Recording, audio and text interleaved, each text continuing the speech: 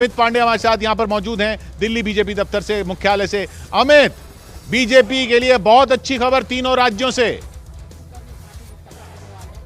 और 3 राज्यों से किशोर जैसे ही अच्छी खबर आई है। देखिए, मैं तस्वीरें आपको यहाँ से दिखाना चाह रहा हूँ। लोग प्रधानमंत्री मोदी के कटआउट लेकर यहाँ पर आ गए हैं और अभी थोड़ी देर पहले नारियल यहाँ पर फोड़ा गया है और लोग यहाँ पर मौजूद हैं और इनका यही कहना है कि 3 राज्यों में जो बीजेपी जीती है उसको लेकर यहाँ पर बीजेपी मुख्यालय में अब लोग आ रहे हैं। अमूमन 9 बजे के बाद हलचल होती है यहाँ पर, तो इस तरीके से लोग यहाँ पे इकट्ठा हुए हैं।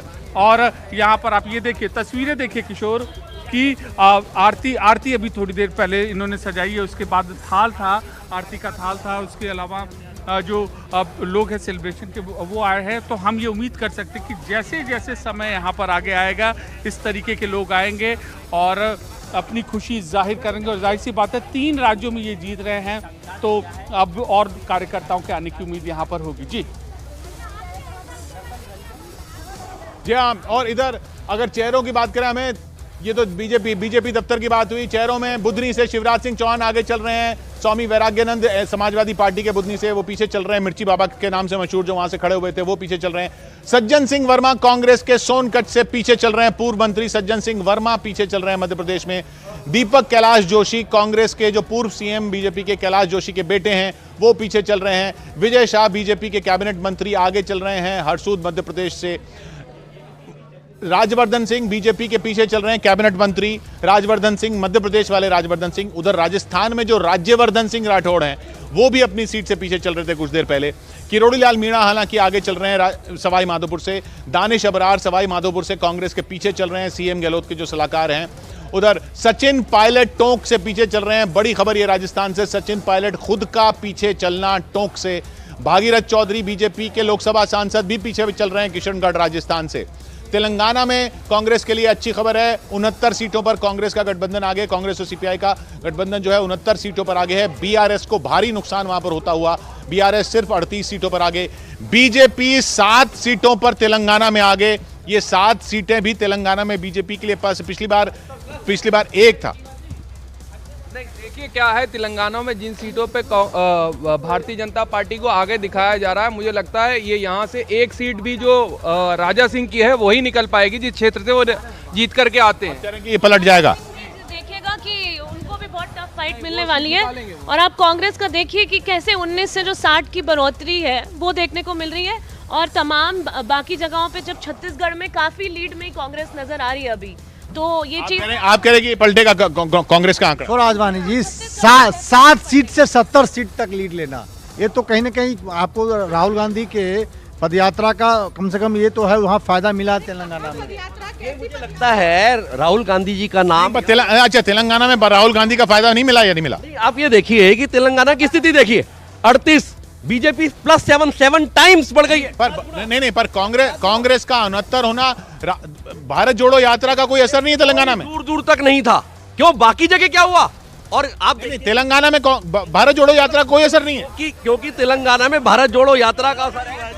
किशोर जी, 4000 राहुल गांधी द्वारा जो है 4000 रुपए महिलाओं को महीने देने का वादा केवल वही तेलंगाना में लेके आया, बाकी कोई यात्रा और उसका कोई असर नहीं है। मतलब ये तो बात वही हो गई, राहुल गांधी बोले तो वो 4000 का वादा फ्री वीज, और आप बोलो तो वो वेलफेयर। हद स्थिति है। राहुल गांधी भारत जोड़ो यात्रा का असर है कि नहीं है? किशोर जी, मैं ये कह रहा हूँ कि क्या कांग्रेस मुक्त भारत हो गया? क्या बीजेपी इसमें मुझे सिर्फ एक सवाल का जवाब। भारत जोड़ो यात्रा तेलंगाना, देखिए तेलंगाना के अंदर हो गया, साउथ के अंदर तो इतना जबरदस्त असर था जब उन्होंने कन्याकुमारी से रेवड़िया बांटेंगे तो यही असर होगा। और सिर्फ थोड़ी सी मतलब ये भारत जोड़ो यात्रा का असर नहीं है। अगर नहीं होता प्लीज, जो अगर कोई प्रो पुअर काम होता है तो रेवड़िया तो आप मत बोलिए, क्योंकि आपकी सरकार जब करती है तब वो वेलफेयर पॉलिटिक्स हो जाए। देखिए तेलंगाना में भारत जोड़ो यात्रा 19 दिनों तक चली थी। देखिए सोनिया अम्मा बोला जा रहा है वहाँ पे, जब से तेलंगाना में कितने दिन चली थी? 19 दिन तक चली थी भारत जोड़ो यात्रा। और उसका मतलब इसका मतलब ये है कि जहाँ पर भी 19 दिन चलेगी भारतीय जनता पार्टी 7 गुना बढ़ जाएगी। किशोर भाई, एक चीज तो साफ होगी, साउथ के अंदर जो है कांग्रेस ने किला जो है भारतीय जनता पार्टी का बंद कर दिया है। नहीं हुआ, बिल्कुल किला नहीं बंद हुआ। रेवड़िया बांट के छत्तीसगढ़ देख लीजिए, गैप कम हो रहा है छत्तीसगढ़ अंदर। इससे सुहा से कह रहा हूँ छत्तीसगढ़ का मामला बदलेगा, इसमें कहीं किसी को कोई कंफ्यूजन नहीं।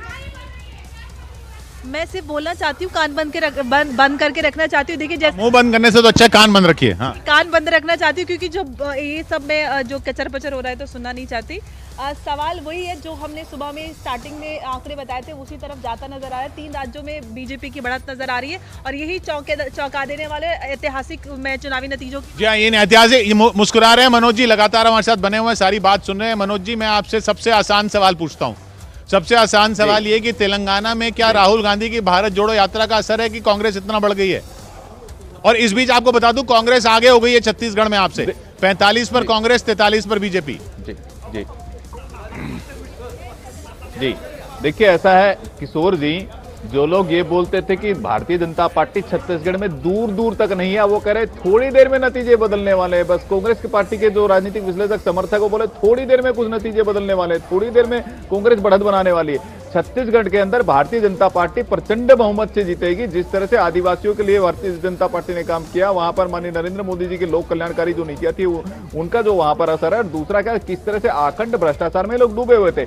मैं दुर्ग संभाग की बात करूं, दुर्ग संभाग में भारतीय जनता पार्टी अच्छा करने वाली है, रायपुर संभाग में बहुत अच्छा कर रही है, और सरगुजा संभाग और बस्तर संभाग में तो बहुत अच्छा बेहतर प्रदर्शन करने वाली है। खुद भूपेश बघेल जी पीछे चल रहे हैं। जहां तक तेलंगाना का सवाल था, मैं पूछना चाहता हूं, राहुल गांधी जी का असर तेलंगाना में हो जाता है, लेकिन मंदसौर में, छिंदवाड़ा में यहाँ पर यात्रा करते हैं तो राहुल गांधी का मध्य प्रदेश में कहीं वो उनका असर दिखाई नहीं देता है उनकी भारत जोड़ो यात्रा का। तो ये कैसी यात्रा है, एक जगह असर करती है, दूसरी जगह असर नहीं करती है। तो मैं पूछना चाहता हूँ, राहुल गांधी जी भी, अगर राहुल गांधी जी क्या इस हार का ठीकरा राहुल गांधी पे फोड़ा जाए कि नहीं फोड़ा जाए? उनकी भारत जोड़ो यात्रा कहाँ असर कर रही है?